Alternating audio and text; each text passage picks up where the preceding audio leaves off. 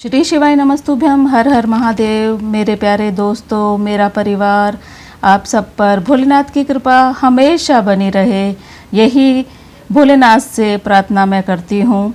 महाराष्ट्र के बीड़ चाकरवाड़ी में जो शिव महापुराण की कथा चल रही है, तो आज के 12 जून 2025 आज के शिव महापुराण की कथा आराम से पूर्ण हो गई। आज के इस वीडियो के माध्यम से आपको जो गुरुजी ने बहुत अच्छी बातें, रोचक बातें, जो हमारे जीवन में उतारने वाली बातें हैं वो बताई है। अगर आपने शिव महापुराण की कथा आज की नहीं देखी है तो मेरे इस वीडियो के माध्यम से आपको पूरी जानकारी मिलेगी, जो आप अपने जीवन में ज़रूर से उतारें।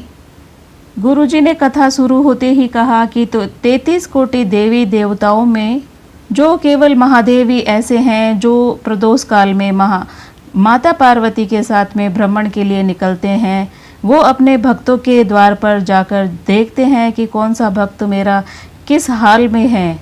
तो भोलेनाथ जो माता पार्वती के साथ में भ्रमण के लिए निकलते हैं तो अपने भक्तों के कष्ट हरण कर लेते हैं। ऐसा कोई देवी देवता नहीं है जो रोजाना भ्रमण के लिए निकले अपने भक्तों के लिए। बस एक महादेव ही ऐसे हैं जो प्रदोष काल में नंदी पे सवार होके अपने भक्तों को मिलने के लिए ज़रूर से जाते हैं। क्योंकि हम लोग जब एक लोटा जल चढ़ाने सुबह मंदिर जाते हैं तो भोलेनाथ को कहकर भी आते हैं कि नंदी भगवान भोलेनाथ को हमारे द्वार पर ज़रूर से लेकर आना।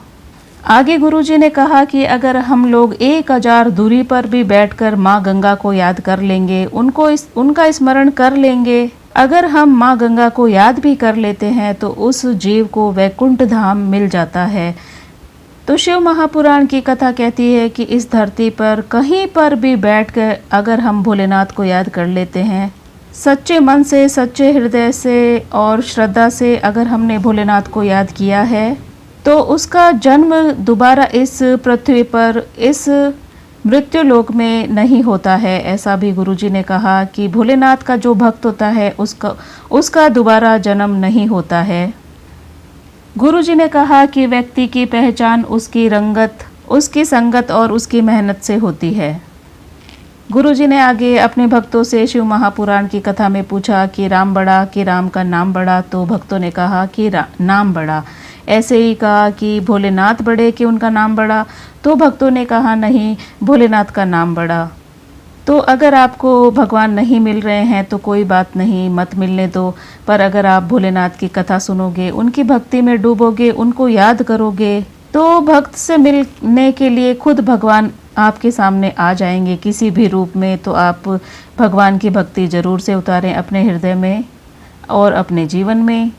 आगे गुरुजी ने शिव महापुराण की कथा में कहा कि पति पत्नी को जब भी समय मिले तो भगवान की चर्चा, भोलेनाथ की चर्चा, शिव महापुराण की चर्चा ज़रूर से करनी चाहिए।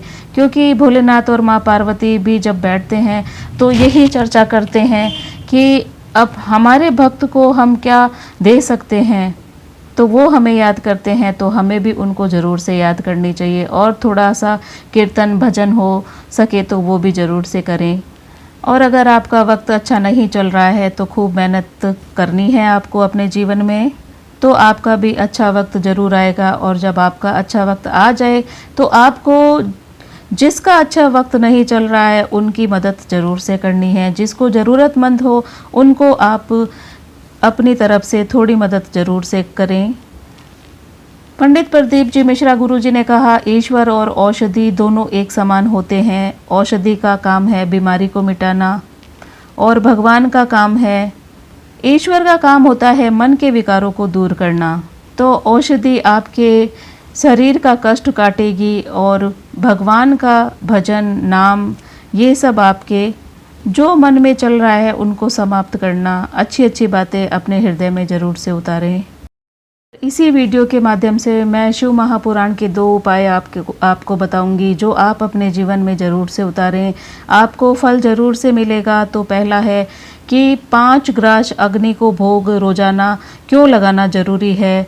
तो आप इसी वीडियो के माध्यम से जानेंगे, जो अंत तक इस वीडियो को ज़रूर से देखें।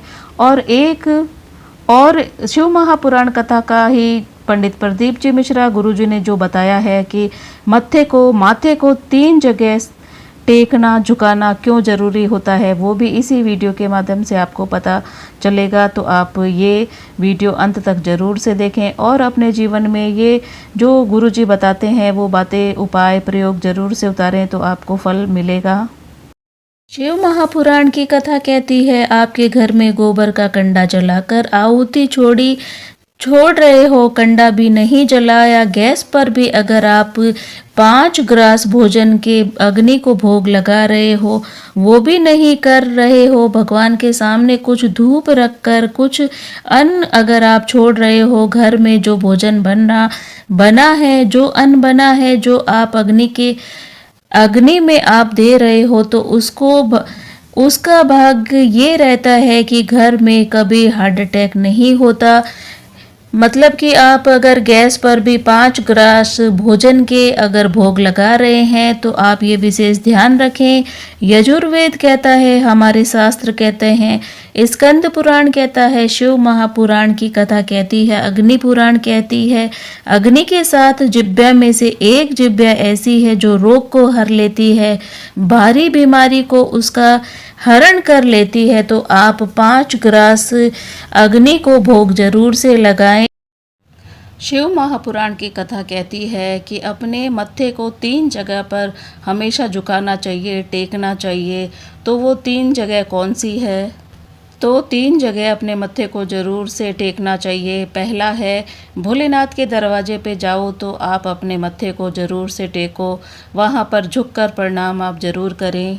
और दूसरा है, अपने गुरु के द्वारे जाओ, अपने गुरु द्वारे जाओ तो वहाँ पर अपने मत्थे को ज़रूर से टेकें, अपने गुरु को ज़रूर से प्रणाम करें। और तीसरा, गुरुजी ने बताया है कि आप किसी पवित्र तीर्थ में जाएं या शिव महापुराण की कथा में जाएं। जो भी कोई पुराण होती है, जैसे भागवत होती है, या आप बड़े तीर्थ पे जाओ, शिव महापुराण की कथा में तो सारे तीर्थ आके ही बसते हैं, तो वहाँ पर भी अपने मत्थे को ज़रूर से टेकें, वहाँ पर भी आप झुक कर प्रणाम ज़रूर करें। क्योंकि हम सारे तीर्थ तो नहीं जा सकते, शिव महापुराण की कथा में जाते हैं तो वहाँ पर अपने मत्थे को अगर हम टेक देते हैं तो सारे तीर्थ को प्रणाम हो जाता है, क्योंकि शिव महापुराण की कथा में तो सारे तीर्थ आते हैं। तो आपको समझ में आ गया होगा कि 3 जगह अपने मत्थे को ज़रूर से टेकना चाहिए। पहला, भोलेनाथ के मंदिर में, दूसरा अपने गुरु के द्वारे, गुरु के चरणों में, और तीसरा जहाँ पर शिव महापुराण की कथा होती है वहाँ पे सारे तीर्थ आके बसते हैं, तो वहाँ पर अपने मत्थे को ज़रूर से टेकना चाहिए। तो ये गुरुजी ने 3 स्थान बताए हैं, आप ज़रूर से वहाँ जाएं तो प्रणाम करें अपने मत्थे को टेक कर। मेरा वीडियो अच्छा लगे तो लाइक करें, शेयर करें, ज़्यादा से ज़्यादा सब्सक्राइब करें, और मेरे परिवार पर, मेरे दोस्तों पर भोलेनाथ की कृपा हमेशा बनी रहे। आपके कष्ट सभी दूर करें मेरे भोलेनाथ, ऐसी ही मैं भोलेनाथ से प्रार्थना करती हूँ। हर हर महादेव, श्री शिवाय नमस्तुभ्यम दोस्तों।